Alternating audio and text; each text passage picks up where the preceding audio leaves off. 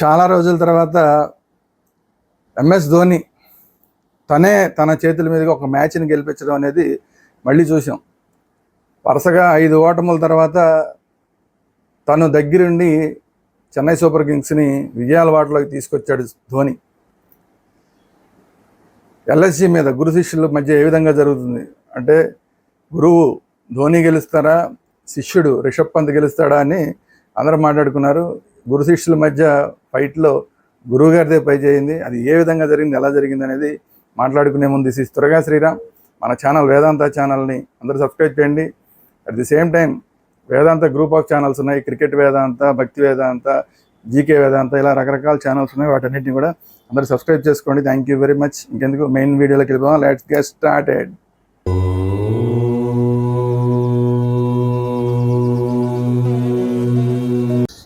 ముందుగా బ్యాటింగ్ చేసిన super Giants Parakram చాలా తొందరగా అవుట్ అయిపోయాడు. 6 పరుగులకి అవుట్ అయిపోయాడు. ఇప్పటిదాకా అన్ని మ్యాచ్లు బాగా ఆడుతున్న మార్ష్ ఈ మ్యాచ్లో కూడా బాగానే ఆడాడు. 30 పరుగులు చేశాడు. దాని తర్వాత ఇంకొక పూరన్ వరుసపెట్టి ప్రతి మ్యాచ్లోనూ అద్భుతంగా ఆడుతున్న పూరన్ ఈ మ్యాచ్లో పెద్ద కొట్టలేకపోయాడు. జస్ట్ 8 పరుగులకే అన్షుల్ కాంబోజ్ బౌలింగ్లో అవుట్ అయిపోయాడు. అయితే ఈ ఇన్నింగ్స్లో, ఎల్ఎస్జీ ఇన్నింగ్స్లో ముఖ్యంగా చెప్పుకోవాల్సింది ఏంటంటే రిషబ్ పంత్ ఇన్నింగ్స్.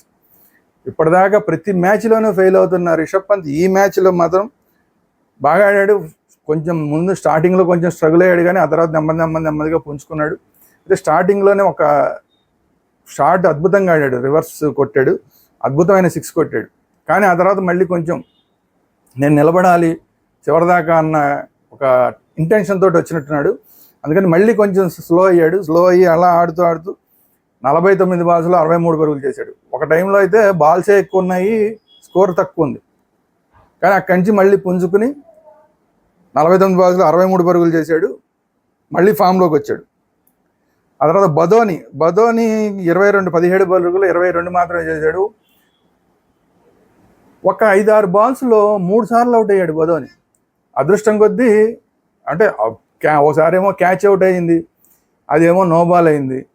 ఇంకోసారి అయితేనేమో సరే గ్లోకి తగిలింది, ఎల్బిడబ్ల్యూ అయిపోవాల్సినాడు, నో బాల్ అయింది. గ్లోకి తగిలింది జస్ట్. అప్పటికి కూడా 2 సార్లు అవుట్లు నుంచి తప్పించుకున్న తర్వాత కెప్టెన్ రిషబ్ పంత్ చెప్పాడు, అరే బాధ్యతగా ఆడరా, ఆయన చూసి ఆడని చెప్పి మనకి క్లియర్గా వినిపిస్తోంది మైక్లో, దేక్కే కేలని. అయినా సరే మళ్ళీ ఇంకోసారి ముందుకు వచ్చి ఊపేద్దాం అని చెప్పి పెద్ద 6 కొట్టేద్దామని ట్రై చేసి చాలా నిర్లక్ష్యమైన షాట్ ఆడి స్టంపింగ్ అయిపోయాడు. సరే ఆ మాత్రం చిన్న ఛాన్స్ దొరికితేనే వదలడు ధోని. ఇతను ఏకంగా 10 అడుగులు ముందుకు వచ్చిన తర్వాత ఎందుకు ఊరుకుంటాడు, స్టంపింగ్ చేసాడు ధోని. తర్వాత 11 బంతుల్లో సమద్ ఒక 20 పరుగులు చేశాడు. మిల్లర్ ఏమీ కొట్టలేకపోయాడు, 0తో నాట్అవుట్ కొన్నాడు. శార్దుల్ ఠాకూర్ 4 బాల్స్లో ఒక 6 చేశాడు. సరే ఓవరాల్గా ఏంటంటే 166 పరుగులు, 7 వికెట్లకి 166 పరుగులు చేశారు 20 ఓవర్లో. బౌలింగ్ విషయానికి వస్తేనేమో ఖలీల్ అహ్మద్కి 1 వికెట్ వచ్చింది, కాంబోజ్కి 1 వికెట్ వచ్చింది, రవీంద్ర జడేజా 2 వికెట్లు తీశాడు, అలాగే పతిరేనా ఒక 2 వికెట్లు తీశాడు. సరే ఇది పెద్దగా లేదు స్కోరు, ఈజీగా గెలిచేస్తారేమోలే అనుకుంటే చెన్నై సూపర్ కింగ్స్ ఈసారైనా కొంచెం ఈజీగా అవుతుందేమో అనుకుంటే అలాంటి పరిస్థితి ఏం కనపడాల. మళ్ళీ కొంచెం ఇబ్బంది పడ్డారు చెన్నై సూపర్ కింగ్స్. రషీద్ని ఇక్కడ ముఖ్యంగా మాట్లాడుకోవాల్సి అంటే, ఈసారి ఓపెనింగ్ కాన్వే ప్లేస్లో రషీద్ని తీసుకొచ్చారు. రషీద్ ఎవరయ్యా బాబు అంటే మన ఆంధ్ర కుర్రాడు, మన తెలుగు కుర్రాడు, మన గుంటూరు కుర్రాడు. అప్పట్లో 2 ఏళ్ల క్రితం అండర్-19కి వైస్ కెప్టెన్గా చేశాడు. ఇండియా టీంకి మంచి పేరు తెచ్చుకున్నాడు. అప్పట్లో పేపర్లో కూడా వచ్చింది మనవాడి పేరు. అది చూసి ఆ తర్వాత చెన్నై సూపర్ కింగ్స్ వాళ్ళు తీసుకున్నారు కానీ 2 సంవత్సరాల నుంచి అవకాశం ఇవ్వాల, ఊరికే పెట్టుకుని కూర్చున్నారు, అవకాశం మాత్రం ఇవ్వట్ల. మధ్యలో మొన్న ఏపీఎల్లో ఆంధ్ర క్రికెట్ లీగ్ వచ్చింది, దాంట్లో ఆంధ్ర ప్రీమియం లీగ్, దాంట్లో మళ్ళీ మంచిగా ఆడాడు. మళ్ళీ తీసుకున్నారు, 3వసారి తీసుకున్నారు చెన్నై సూపర్ కింగ్స్కి. కానీ ఇప్పుడు దాకా జరిగిన 5 మ్యాచ్ల్లోనే అవకాశంలో 6వ మ్యాచ్లో అవకాశం ఇచ్చారు. 19 బాల్స్లో 27 పరుగులు చేశాడు. సరే బాగా ఆడుతున్నాడు అనుకున్నది సడన్గా కొంచెం పెద్ద షాట్ ఆడదామని గాల్లోకి కొట్టి అవుట్ అయిపోయాడు. అయితే ఏంటంటే తనకి కెపాసిటీ ఉంది, బాగా ఆడగలిగిన కెపాసిటీ ఉందని ఆ 27 బంతుల్లోనే, ఆ 27 పరుగుల్లోనే మంచి షాట్లు కొట్టి నిరూపించుకున్నాడు. ఇతనికి కనుక అవకాశం ఇస్తే పెద్ద స్కోర్లు కొట్టగలిగిన కెపాసిటీ ఉంది కుర్రాడికి అని అందరిలో ఒక నమ్మకం వచ్చేలాగా మాత్రం చేసుకోగలిగాడు. కానీ తొందరపడి అవుట్ అయిపోయాడు రషీద్. రవీంద్ర జడేజా ఇంకొక ఓపెనర్ 37 పరుగులు చేశాడు 22 బంతుల్లో. త్రిపాఠి, ఈ రాహుల్ త్రిపాఠికి ఇతనికి ఎన్నిసార్లు అవకాశం ఇచ్చినా కూడా వేస్ట్ చేసుకున్నాడు. అక్కడ ఎస్ఆర్హెచ్ టీంలో ఉండగా కూడా అలాగే వేస్ట్ చేశాడు. లాస్ట్ సీజన్ అంతా కూడా అసలు ఎవరైనా సరిగా ఆడలేదు అంటే రాహుల్ త్రిపాఠి నేను లాస్ట్ సీజన్. సరే ఇక వదిలేసుకున్నారు, అతన్ని వదిలిచ్చేశారు ఎస్ఆర్హెచ్ వాళ్ళు. అతను తీసుకొచ్చి ఇప్పుడు చెన్నై వాళ్ళు పెట్టుకున్నారు. చెన్నై వాళ్ళు పెట్టుకున్న తర్వాత వరుస పెట్టి ఇప్పుడు దాకా ఎన్నిసార్లు అవకాశం ఇచ్చారు. అవకాశం ఇచ్చిన ప్రతిసారి కూడా మధ్యలో ఒకసారి తీసేశారు. అప్పటికి అయినా సరే మళ్ళీ అవకాశం ఇస్తే మళ్ళీ ఉపయోగించుకోకుండా మళ్ళీ పిచ్చి పిచ్చి షాట్లు ఆడేసి ఈజీగా అవుట్ అయిపోతున్నాడు. ఇప్పుడు కూడా కాటన్ బౌల్ రవి బిష్ణోయ్కి కాటన్ బౌల్ చాలా తేలిగ్గా క్యాచ్ ఇచ్చేసి అవుట్ అయ్యి వెళ్ళిపోయాడు. సో ఇతనికి ఇంకా మళ్ళీ అవకాశాలు ఇవ్వడం అంటే మరి చేతుల నష్టం చేసుకున్నట్టే. రవీంద్ర జడేజా కూడా కేవలం 11 బంతుల్లో 7 పరుగులు మాత్రమే చేసి అయిపోయాడు. దుబే వచ్చి 37 బంతుల్లో 43 పరుగులు చేశాడు. 37 బంతుల్లో 43 పరుగులు. ఒక టైంలో చూస్తే ఆడిన బాల్స్ ఎక్కువ ఉన్నాయి, కొట్టిన రన్స్ తక్కువ ఉన్నాయి. కానీ పక్కన ధోని వచ్చిన తర్వాత ధోని ఆడుతుంటే చూసి తను కూడా ఆడడం మొదలెట్టి మొత్తానికి ఆ బాల్స్ని కవర్ చేశాడు. ఓవరాల్గా 37 బంతుల్లో 43 పరుగులు చేశాడు. విజయ్ శంకర్ వచ్చాడు. విజయ్ శంకర్ ఏమో 9 పరుగులకి అవుట్ అయిపోయాడు. 8 బాల్లో 9 పరుగులు చేసి అవుట్ అయిపోయాడు. కానీ చెప్పుకోవాల్సింది ఏంటంటే ఎంఎస్ ధోని వచ్చి ఆట విధానాన్ని మార్చాడు. 11 బంతుల్లో 26 పరుగులు. చాలా రోజుల తర్వాత ఒక రకంగా కెప్టెన్ కొంచెం ముందే వచ్చాడు. మామూలు రెగ్యులర్గా వచ్చేది కన్నా కూడా కొంచెం ముందే వచ్చాడు. ముందే వచ్చి స్లోగా ఆడుతున్న ఈ దాన్ని కూడా కొంచెం బాగా ఆడేలాగా చేశాడు. దుబేని కూడా బాగా ఆడేలాగా చేశాడు. ఇన్స్పిరేషన్ తీసుకొచ్చి లేదు నువ్వు కొట్టచ్చు, బాగా ఆడగలవు అని చెప్పి పక్క నుంచి చెప్తూ. ఎందుకంటే ఇప్పుడు దాకా ఆడిన మ్యాచ్ అన్నింటిలోనూ కూడా తక్కువ స్కోర్లు అవతల వాళ్ళు కొట్టినా కూడా దాన్ని కూడా చేయలేక చెన్నై ఓడిపోయింది. దానికి కారణం ఏంటంటే స్లోగా రన్ రేట్ చేయటం, ఎక్కువ డిఫెన్స్ ఆడేయటం. కొన్ని సందర్భాల్లోనేమో అతను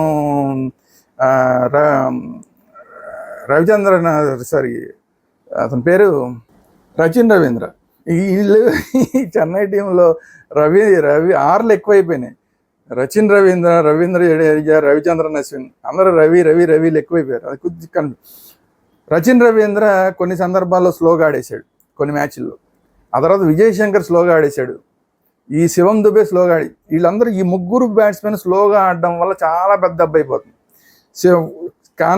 కాన్వే కూడా కొన్ని మ్యాచ్ల్లో వీళ్ళందరూ మామూలుగా రెగ్యులర్గా వీళ్ళు ఆడేదానికన్నా కూడా ఎందుకు మరి ఆడుతున్నారో తెలియదు, స్లోగా ఆడడం వల్ల లాస్ట్కి వచ్చేసరికి బడ్డెన్ పడిపోయి అందరూ ప్రతిసారి వీళ్ళేమో ఆల్అౌట్ అయిపోలేదు చెన్నై, కానీ కొట్టలేకపోయారు.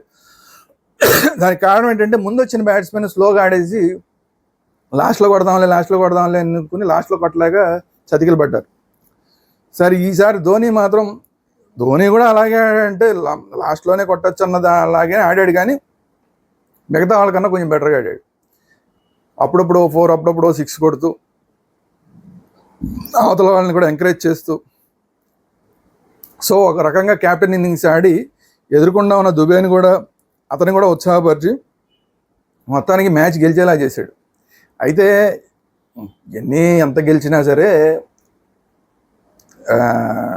మన ధోని విషయంలో మాత్రం అతని ఏజ్ ఫ్యాక్టర్ అనేది క్లియర్ కనబడుతుంది. ఇంతకుముందు 1 రన్ మాత్రమే ఉన్న చోట 2 రన్స్ తీసేవాడు ధోని. అలాంటి వాళ్ళు ఎవరయ్యా అంటే విరాట్ కోహ్లీ, ధోని ఇద్దరు కూడా ఇండియాకి ఆడినప్పుడు కానీ ఐపీఎల్లో ఆడినప్పుడు కానీ ఎప్పుడైనా సరే 1 రన్ ఉన్న చోట 2 రన్స్ తీసేవాళ్ళు, అంత ఫాస్ట్గా పరిగెట్టేవాళ్ళు. ఇప్పుడు ధోని పరిస్థితి ఏంటంటే 2 రన్స్ ఉన్న దగ్గర కూడా కేవలం 1 రన్ తీయగలుగుతున్నాడు. అంటే అతనికి నీ ఆపరేషన్ అయింది, దాని నుంచి కోలుకొని వచ్చి మళ్ళీ ఆడుతున్నాడు. ఏజ్ ఫ్యాక్టర్ ఇవన్నీ క్లియర్గా కనిపిస్తున్నాయి. అది కాకుండా ధోని విషయంలో ఇంకోటి ఏంటంటే స్పిన్నర్ల విషయంలో బాగానే కీపింగ్ చేస్తున్నాడు, కానీ ఫాస్ట్ బౌలర్ల విషయంలో కొన్ని బాల్స్ కలెక్ట్ చేయలేకపోతున్నాడు. కొంచెం లో వచ్చిన బాల్ని కలెక్ట్ చేయలేకపోతున్నాడు. అలాగే లెగ్ సైడ్ వచ్చిన బాల్స్ని లెగ్ సైడ్ వైడ్ అయిన బాల్స్ని కొన్ని కలెక్ట్ చేయలేకపోతున్నాడు. ఇవన్నీ కూడా క్లియర్గా కనబడిపోతున్నాయి. సో ఏజ్ ఫ్యాక్టర్ అనేది క్లియర్గా కనబడుతుంది ధోని. అయినా కూడా అతన్ని చూడడానికి మాత్రమే వస్తాడు. అతను ఒక 6 కొట్టినా చాలు అన్న లెక్కలోనే చెన్నై ఫ్యాన్స్ అందరూ ఉంటారు కాబట్టి అతను కొట్టే ఒక 6 చూడడానికి మొత్తం మ్యాచ్ అంతా కూడా వెయిట్ చేస్తుంటారు అతను. సో అలాంటప్పుడు అతను కూడా మనం ఇప్పుడు ఏం అనడానికి లేదు. ఆ ఏజ్ ఫ్యాక్టర్ ఉంది కాబట్టి అందుకు ఇష్టమే చెన్నై ఫ్రాంచైజీ అతను ఆడిస్తుంది. సరిగా రన్నింగ్ చేయలేడు, నీ ప్రాబ్లం ఉంది అని తెలుసు, అయినా సరే చెన్నై ఫ్రాంచైజీ అతను కావాలనుకుంటుంది. ఎందుకంటే అతను ఉంటేనే బిజినెస్ అవుతుంది. అతను లేకపోతే అసలు చెన్నై ఫ్రాంచైజీకి అసలు బిజినెస్ అయ్యేలాగా లేదు పరిస్థితి. సో ఇప్పుడు దానికి తోడు ఇప్పుడు క్యాప్టెన్ కూడా చేశారు, అతన్నే క్యాప్టెన్ చేశారు. సో అందువల్ల ధోని ఏది చేసినా ఓకే, అలా ఉంది పరిస్థితి. సో ఇంతకుముందు కన్నా ధోని ఈ మ్యాచ్లో కొంచెం బెటర్గా చేశాడు. కీపింగ్ బాగానే చేశాడు. కొన్ని ఇందాక నేను చెప్పినట్టు ఫాస్ట్ బౌలర్ల బౌలింగ్లో కొన్ని ప్రాబ్లమ్స్ వచ్చినాయి. బ్యాటింగ్ విషయంలో కొంచెం ముందొచ్చి గతంలో లాగా ఏదో లాస్ట్ ఓవర్లో వచ్చి 3-4 బాల్స్ ఆడి 2 సిక్స్లు కొట్టి వెళ్ళిపోవడం కాకుండా కొంచెం ముందొచ్చి అవతల వాళ్ళకి కూడా ఎంకరేజ్మెంట్ ఇచ్చి దుబే లాంటి వాళ్ళు కూడా కొంచెం కొట్టేలాగా చేసి మొత్తానికి మ్యాచ్ విన్ అయ్యేలాగా చేశాడు. క్యాప్టెన్సీని, తన క్యాలిబర్ని మళ్ళీ ఇంకోసారి క్యాప్టెన్సీ విషయంలో అతని గురించి ఎవరికి డౌట్లేం అక్కర్లేదు. సో మళ్ళీ ఒకసారి దాన్ని ప్రూవ్ చేసుకున్నాడు. సో ఇది ఈరోజు వీడియో. ఈ వీడియో కనుక మీకు నచ్చినట్టే లైక్ చేయండి, మీ అభిప్రాయాలు ఏంటంటే కామెంట్ రూపంలో తెలియదు. అలాగే ఈ వీడియోని అందరికీ షేర్ చేయండి. అట్ ది సేమ్ టైం మన ఛానల్ వేదాంత ఛానల్ సబ్స్క్రైబ్ చేయండి. అలాగే వేదాంత గ్రూప్ ఆఫ్ ఛానల్, క్రికెట్ వేదాంత కానీ, సినిమా వేదాంత కానీ, జీకే వేదాంత కానీ, వాటన్నిటిని చాలా ఉన్నాయి. వాటిని కూడా సబ్స్క్రైబ్ చేసుకోండి. Thank you very much.